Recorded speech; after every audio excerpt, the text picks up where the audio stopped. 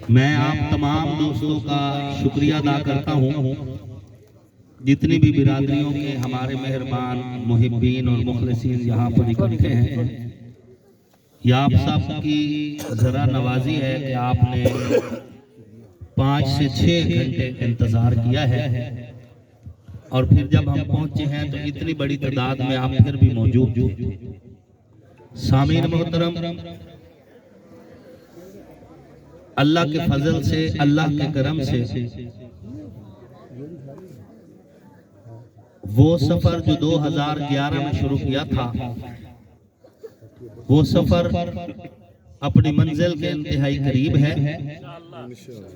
और आप हजरात ने 2013 के इलेक्शन में भी हमें बहुत ज्यादा मोहब्बत दी थी और 2018 के इलेक्शन में भी बहुत ज्यादा मोहब्बत से नवाजा था।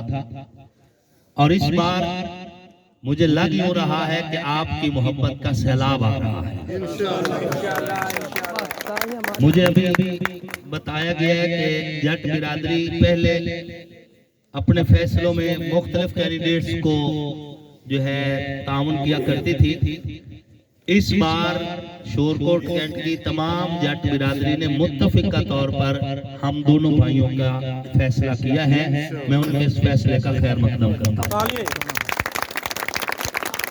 सामीन मोहतरम, हमसे पहले जो लोग इस हल्का में मुंतखब हुए या जबरदस्ती ईवान इक़्तिदार में पहुंचे, उन लोगों ने 1970 से 2022 तक जंग पे हुकूमत की है, लेकिन उस खानदान ने कोई एक भी मेगा प्रोजेक्ट जो है हमारे इस हल्का को नहीं दिया। और मीडिया पे बैठ के बड़ी ढटाई से कह देते हैं कि हम 50 साल से हुकूमत में रहे हैं, लेकिन जब उनसे पूछा जाता है कि 50 साल हुकूमत में रहे हो, लेकिन जंग के लिए क्या किया है और अपने हल्का के लिए क्या किया है, तो आगे जवाब नहीं है उन लोगों के पास। आगे बहाने और हीले ढूंढते हैं। और खसूसन शोरकोट कैंट, मैं चौधरी खालिद गनी साहब बात कर रहे थे कि शोरकोट कैंट की आवाम की तरफ से सियासतदान से थाना कचहरी के हवाले से राब्ता नहीं होता। सामीन मोहतरम, हकीकत ये है कि शोरकोट कैंट की आवाम जब किसी नुमाइंदे को वोट देती है तो उस नुमाइंदे पर शोरकोट कैंट का एहसान होता है, नुमाइंदे का कैंट पर कोई एहसान नहीं होता। ये हकीकत है। और वाकईतन कोई फोन, कोई काम, कोई सारे काम ये लोग अपने खुद करते हैं और फिर 5 साल के बाद हमें वोट भी देते हैं। और अगर आपके हल्का का नुमाइंदा शोरकोट कैंट को अपने लिए नो गो एरिया समझे तो फिर उसको भी नो गो एरिया ही बना देना चाहिए और इस इलेक्शन में उसको कैंट के अंदर आने की आवाम की पर्चियों की सूरत में इजाजत भी नहीं मिलनी चाहिए। इंशाल्लाह 8 फरवरी को ऐसे ही होगा। नो गो, ये नो गो एरिया उसने बना रखा है। सामीन मोहतरम, कोई काम नहीं, कोई मेगा प्रोजेक्ट नहीं।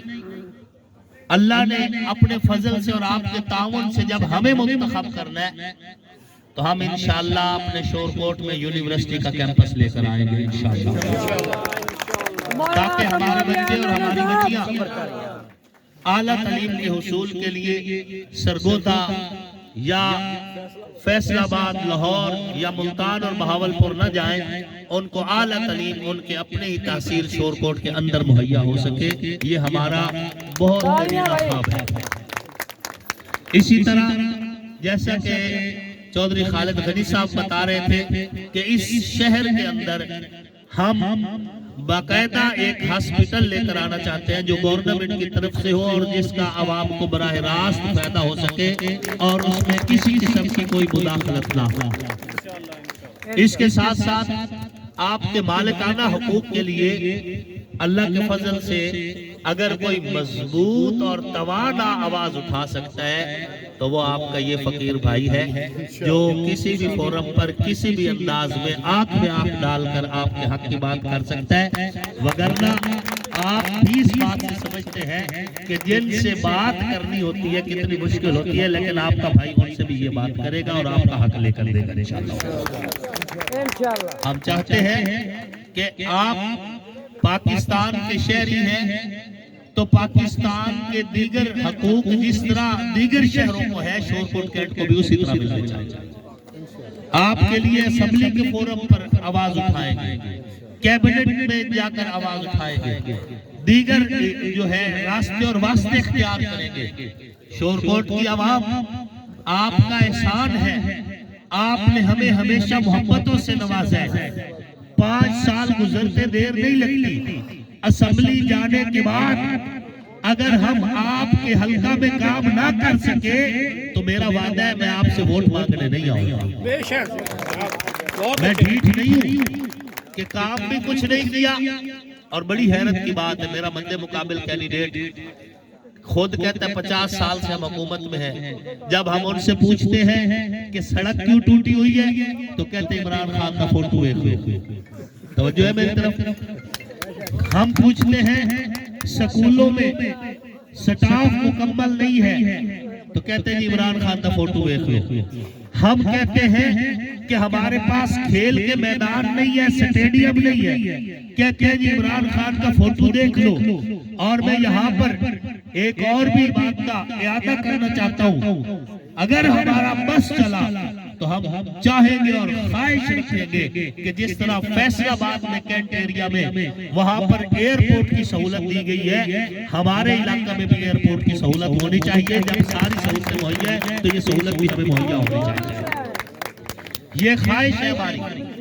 इस पर ये कोई नामुमकिन ख्वाहिश नहीं है, इस पर अमल दरामद भी हो सकता है और मुमकिनात में से भी है। लेकिन ये तब होगा जब आपका भाई असेंबली में पहुंचे। उसके लिए आपको दिन रात कोशिश करना होगा। तो मैं बात कर रहा था, जब हम पूछते हैं कि तरक्कियाती काम नहीं हुए तो आगे से इमरान खान साहब का फोटो दिखा देते हैं। भाई हम फोटो के लुक में बना कर खाएं या हम फोटो को सर में मारे? हमें तो चाहिए कि हमारे बच्चे के हाथ में डिग्री है तो इसकी नौकरी क्यों नहीं? हमें तो चाहिए कि हमारे बच्चों के लिए स्कूलों की मतलूबा तादाद क्यों नहीं? हमें तो चाहिए कि हमारे इलाके के लिए अस्पताल की सहूलत क्यों नहीं? हमें जो चीज चाहिए वो दो। तुम्हारे लिए तो सारी सहूलतें, और जब हमारी बारी आई तो सिर्फ नकदकों का।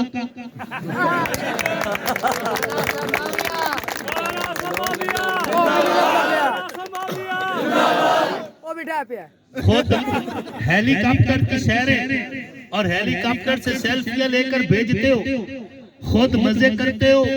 तुम्हारे घोड़े सेबों के मुरब्बे खाते हैं, तुम्हारे कुत्ते कढ़ाई गोश्त खाते हैं। और जब हम कहते हैं कि अस्पतालों में पैरासीटामोल की गोली क्यों नहीं मिल रही तो आगे से नकदकों का सुना देते हैं। भाई हम इस नकदकों को क्या करें? हमें तो तरक्कियाती काम चाहिए, और अगर नहीं करवा सकते तो अपने नाक में यही कोका ही पहन लो, पता चले कि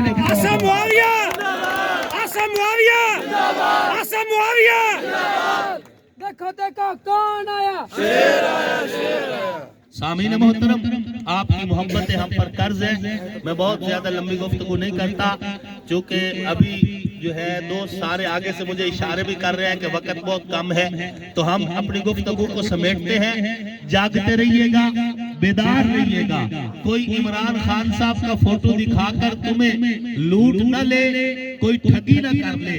उन्होंने बाद में नजर नहीं आना जिस तरह पहले नजर नहीं आते थे। काम तब होंगे जब आपका भाई आपके जैसा आप में से असेंबली में जाएगा, तब काम होंगे। दे रहे हैं जो तुम्हें आज रफाकत का फरेब, उनकी तारीख पढ़ोगे तो दहल जाओगे। अपनी मिट्टी पे चलने का सलीका सीखो, संगमरमर पे चलोगे तो फिसल जाओगे। वमा अलैना इल्लल बलागुल मुबीन।